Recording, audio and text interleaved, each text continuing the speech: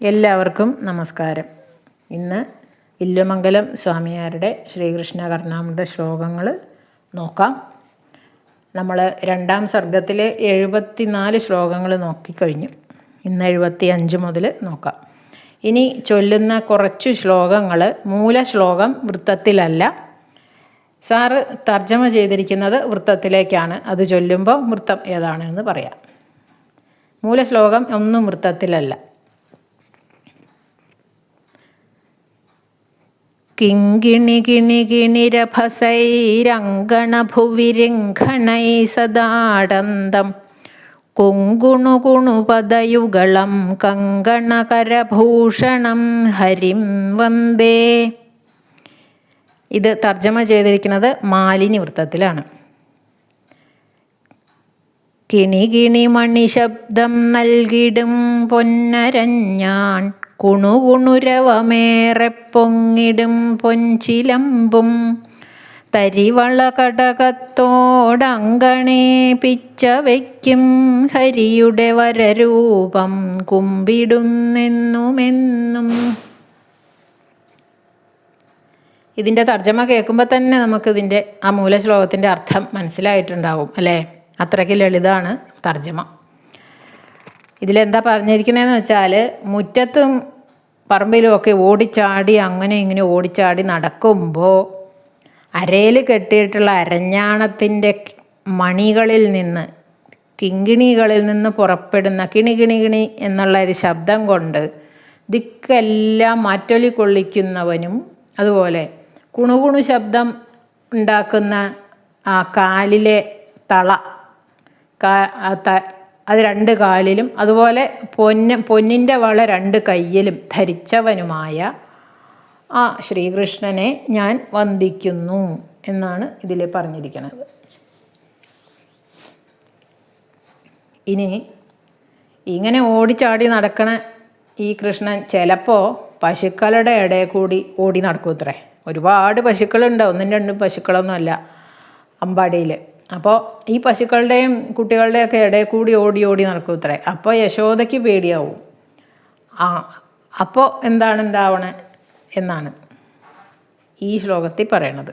76 സംബാധേ സുരഭീണാമംബാമായാസന്തമനുയാന്തീം ലംബാളകമവലംബേ തമ്പാലം തനുവിലഗ്നജംബാളം. ഇത് ഉപജാതി വൃത്തത്തിലാണ് തർജ്ജമ ചെയ്തിട്ടുള്ളത്. ഗോക്കൾക്കിടയ്ക്കൂടെ നുഴഞ്ഞു കണ്ണൻ പിടിക്കുവാനായി ഉഴന്ന യശോദ നീണ്ടുള്ള കൂന്തൽ ചെളിയാർന്ന ദേഹം ബാലസ്വരൂപം ശരണം തരേണം. ശ്രീകൃഷ്ണൻ ഇടയ്ക്ക് എപ്പോഴും ഈ പശുക്കളുടെ കൂട്ടത്തിൽ ഇങ്ങനെ ഇങ്ങനെ പോയിട്ട് കളിക്കും അത്രേ.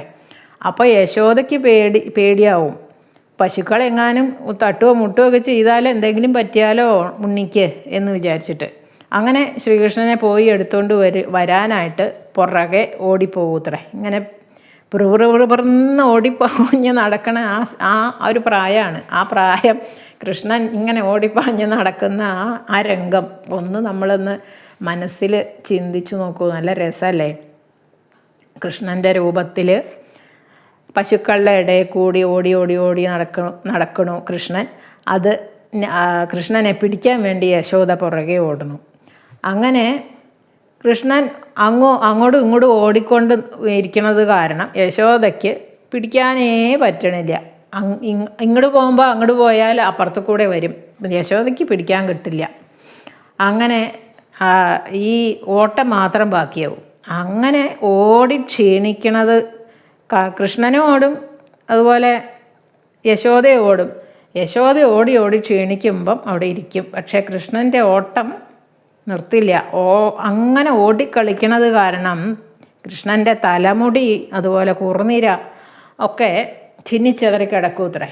അപ്പോൾ ദേഹം മുഴുവനും ചെളി ഉണ്ടാവും, ചാണകവും ചെളിയും ഒക്കെ ഉണ്ടാവും അല്ലേ?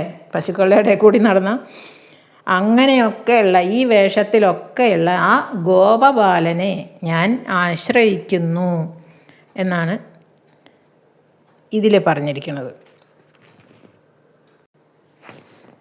അടുത്ത ശ്ലോകം. അഞ്ചിത പിഞ്ചാപീഠം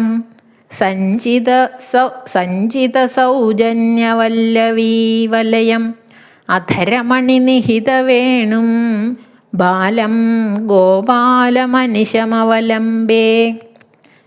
ഇത് മാലിനി വൃത്തത്തിലാണ് തർജ്ജമ ചെയ്തിട്ടുള്ളത്. ഇതിനു മുമ്പ് വായിച്ച ശ്ലോകം ഉപജാതി വൃത്തത്തിലാണ് തർജ്ജമ. ഇത് മാലിനി. നിറവൊടു ശിഖി പിഞ്ചം ചൂടിടും നന്ദബാലൻ വ്രജവധുവലയത്തിൽ കേളിയാടുന്ന കണ്ണൻ മധുരിതമധരത്താൽ വേണുവൂതുന്ന ഗോപൻ ശ്രിതജനമഖിലത്തിനാശ്രയം നൽകിടേണം. നല്ല ഭംഗിയായിട്ട് മയിൽപ്പീലി ഒക്കെ മുടി നല്ല ഭംഗിയിൽ മുടി കെട്ടി അതിൽ മയിൽപ്പീലിയൊക്കെ ചൂടിയിട്ടുള്ളവനും അതുപോലെ പുണ്യവതികളായ ഗോപസ്ത്രീകളാൽ ചുറ്റപ്പെട്ടവനും ആ മനോഹരമായ അധരബിംബം കൊണ്ട് ഓടക്കുഴൽ, ആ അധരബിംബത്തിൽ ഓടക്കുഴൽ വെച്ചുകൊണ്ടിരിക്കുന്നവനും പിന്നെ പശുക്കളെ മേച്ചുകൊണ്ടിരിക്കുന്നവനുമായ ആ ബാലനെ ഞാൻ ആശ്രയിക്കുന്നു എന്നാണ്. അത് അങ്ങനെയുള്ള ആ ബാലൻ, ആ കണ്ണൻ നമുക്ക് ആശ്രയം തരണം, നൽകണേ എന്നാണ് ഇതിൽ പറയണത്. അടുത്ത ശ്ലോകം. ഇത് കുറച്ച് ചെറിയ ചെറിയ ശ്ലോകങ്ങളായതുകൊണ്ട് കുറച്ച് ശ്ലോകങ്ങൾ നോക്കാമെന്ന് വിചാരിക്കുകയാണ്. അടുത്ത ശ്ലോകം 78. പ്രഹ്ലാദഭാഗധേയം നിഗമമഹാദ്രേർഗുഹാന്തരാധേയം നരഹരിപദാഭിധേയം വിബുധവിധേയം മമാനുസന്ധേയം.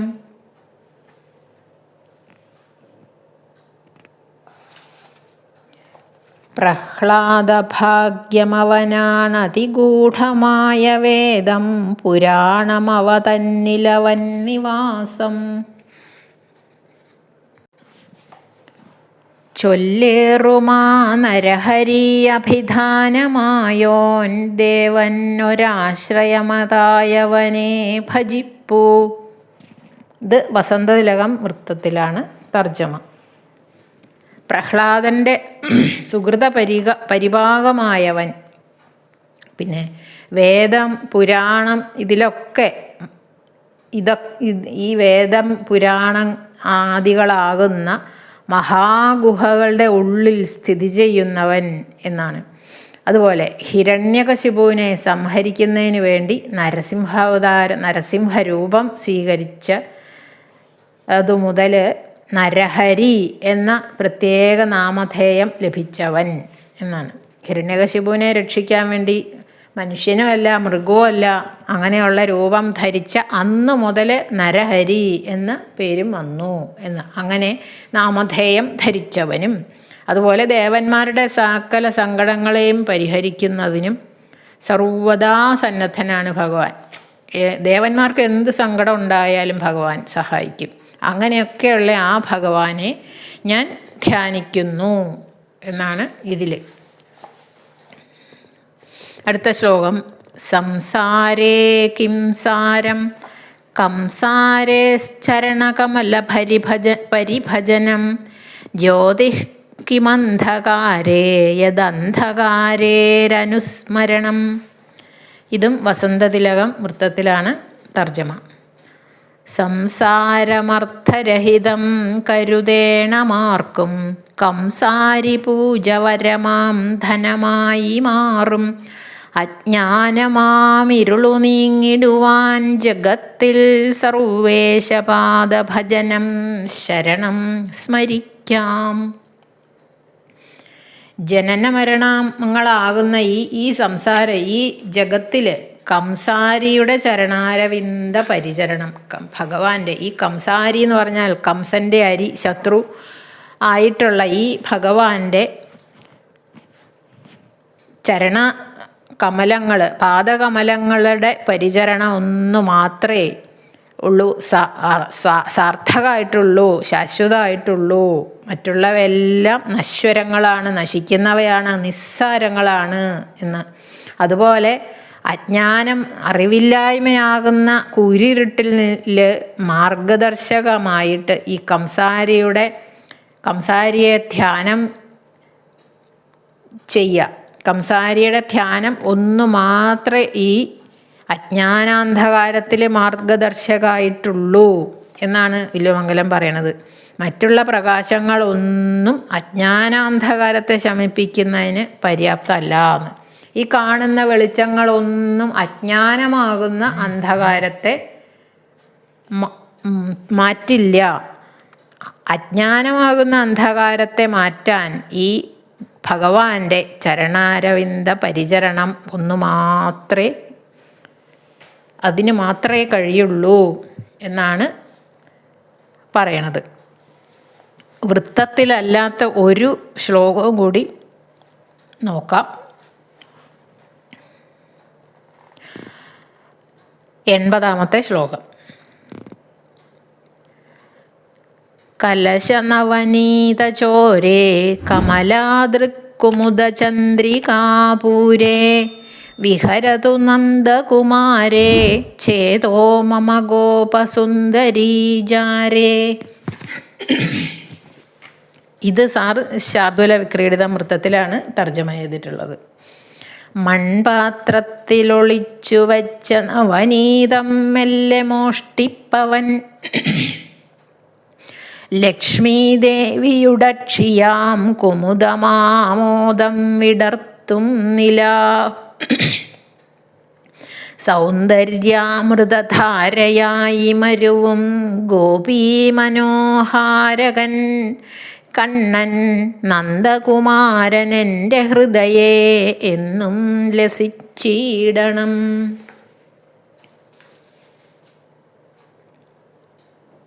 ഗോപസ്ത്രീകൾ പൊന്നിൻ്റെ പാത്രത്തിൽ സൂക്ഷിച്ച് വെക്കണ പുതിയ വെണ്ണ മോഷ്ടിക്കുന്ന ചോരനാണ്. മൺകുടത്തിൽ വെണ്ണയും പാലും തൈരുമൊക്കെ സൂക്ഷിച്ച് വെക്കണ സമയത്ത് മൺകുടമൊക്കെ പൊട്ടിക്കും കക്കാൻ ചെന്നിട്ട്. അങ്ങനെ യശോദയോട് പോയി പരാതി പറഞ്ഞിട്ട് യശോദ എല്ലാവർക്കും പൊന്നും കുടം വാങ്ങിക്കൊടുത്തു അത്രേ. അങ്ങനെയുള്ള ആ പൊന്നിൻ പാത്രങ്ങളിൽ സൂക്ഷിച്ച് വെക്കണം. അത് പിന്നെ പൊട്ടില്ലല്ലോ, ചളുങ്ങും, അത്രയേ ഉള്ളൂ എറിഞ്ഞാലും. അത് കാരണം പൊന്നും പാത്രമാക്കി ഇത്രേ. ഇനി പരാതി പറയാൻ വരരുത് എന്ന് പറഞ്ഞിട്ട് അങ്ങനെയുള്ള പാത്രത്തിൽ സൂക്ഷിക്കുന്ന വെണ്ണ മോഷ്ടിക്കുന്നവനും ലക്ഷ്മീദേവിയുടെ കണ്ണുകളാവുന്ന ആമ്പൽപ്പൂക്കളെ വികസിപ്പിക്കുന്ന തൂണിലാവും. എന്താ അല്ലേ ആ ഭാവന? ലക്ഷ്മീദേവിയുടെ കണ്ണുകളാവുന്ന ആമ്പൽപ്പൂക്കൾ, അതിനെ വികസിപ്പിക്കുന്ന തൂണിലാവാണ് ഭഗവാൻ എന്നാണ്. പിന്നെ അമ്പാടിയിലുള്ള തരുണികളും സൗന്ദര്യ നിലയങ്ങളും, അമ്പാടിയിലുള്ള ഗോപസ്ത്രീകളെല്ലാം സുന്ദരീമണികളാണ്. അങ്ങനെയുള്ള തരുണികളുടെ സൗന്ദര്യ ധാമങ്ങളായ ആ ഗോപാംഗനകളുടെ കാമുകനും നന്ദഗോപനും, അതുപോലെ നന്ദഗോപരുടെ മകനും ജന്മാന്തര സുഹൃതം കൊണ്ടുണ്ടായ പുത്രനാണ്. നന്ദഗോപർക്ക് ജന്മാന്തരം എത്രയോ കാലം തപസ് ചെയ്തിട്ട് കിട്ടിയ പുത്രനാണ്, പ്രസവിക്കാതെ കിട്ടിയ പുത്രനാണ് യശോദയ്ക്ക് അല്ലേ. അങ്ങനെയൊക്കെയുള്ള ഈ ശ്രീകൃഷ്ണ ഭഗവാനിൽ എൻ്റെ മനസ്സ് കളിയാടിക്കൊണ്ടിരിക്കട്ടെ എന്നാണ് ഈ ശ്ലോകത്തിൽ പറയണത്. ബാക്കി ശ്ലോകങ്ങൾ നമുക്ക് അടുത്ത ദിവസം നോക്കാം. എല്ലാവർക്കും നന്ദി, നമസ്കാരം.